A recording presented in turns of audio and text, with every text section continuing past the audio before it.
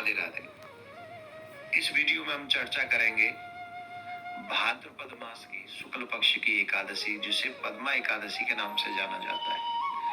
भगवान श्री कृष्ण से जब धर्मराज पूछते हैं कि इस एकादशी को किस नाम से जाना जाता है और इस एकादशी का क्या महात्म्य है, तब भगवान श्री कृष्ण उनको कहते हैं कि ये जो एकादशी है ये पद्मा एकादशी है और ये एकादशी बहुत महत्वपूर्ण है, समस्त पापों को काटने वाली एकादशी है। आपको हम बता दें, ये पद्मा एकादशी बहुत ही सुंदर है और आज इस एकादशी के दिन, क्योंकि भगवान विष्णु इस समय क्षीर सागर में शयन कर रहे हैं, तो शयन करते करते भगवान इस समय करवट लेते हैं। तो करवट लेने के कारण ये बहुत विशेष हो जाती है। इसलिए पद्मा एकादशी का व्रत हम सभी को मन क्रम वचन से करना चाहिए। और आपको बता दूं कि इस एकादशी पे बहुत सुंदर योग बन रहे हैं, बहुत सुंदर योग बन रहे हैं।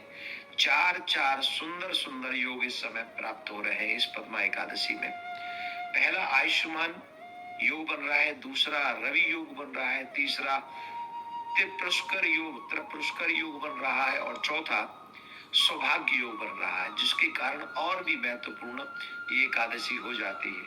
फिर भगवान श्री कृष्ण बताते हैं धर्मराज को, धर्मराज के पूछने पर तो बताते हैं कि ये कथा मैं तुम्हें सुनाता हूँ, बहुत ही सुंदर है, इसे श्रवण करो। त्रेता युग की बात है। उस समय राजा बलि की बड़ी प्रधानता, बलि का बल बहुत हम लोग सब जानते हैं, उनके दान की महत्वता कितनी है, कितना महात्म्य है उनकी कथा का। वो बताते भगवान के त्रेता युग में मैं देवताओं के दुख को दूर करने के लिए, हालांकि राजा बलि दैत्य थे पर फिर भी वो मेरी सेवा में रहते थे, परंतु इंद्र से द्वेष रखते थे। इसके कारण उन्होंने इंद्र इत्यादि को, सब देवताओं को परास्त कर दिया था।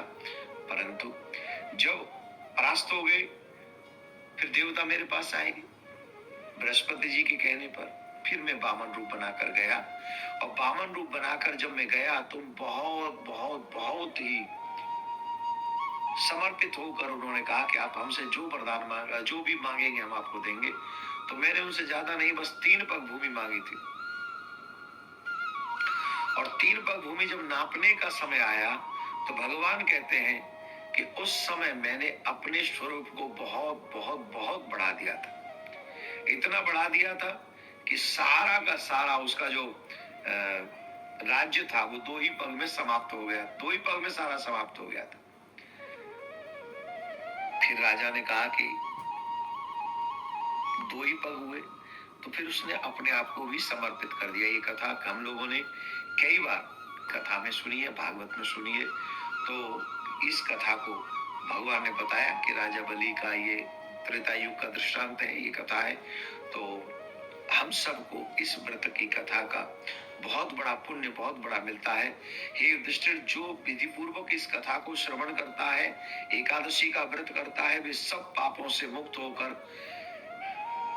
स्वर्ग चले जाते हैं, चंद्रमा के समान प्रकाशित होते हैं और यश प्राप्त करते हैं। पाप नाशक इस कथा को पढ़ने अथवा सुनने से उनके हजारों प्रकार के अश्वमेध यज्ञ का फल प्राप्त होता है और हजारों प्रकार के पाप नष्ट हो जाते हैं। और इस एकादशी को जो इस समय महाद्वादशी व्रत में की जाएगी वो है 4 सितंबर को, और 5 सितंबर को इस व्रत का पारायण किया जाएगा और वो सूर्य उदय 6:04 से 9:08 तक हम इसका पारायण कर सकते हैं। तो आप लोग सभी एकादशी का व्रत करें। और त्रेता युग में भी इस एकादशी का बहुत महात्मा था, आज भी इसका बहुत महात्मा है। आप लोग व्रत करें, जागरण करें, सत्य बोले, भगवान विष्णु, लक्ष्मी नारायण की, राधा कृष्ण की सेवा करें और ज्यादा ज्यादा भजन करें।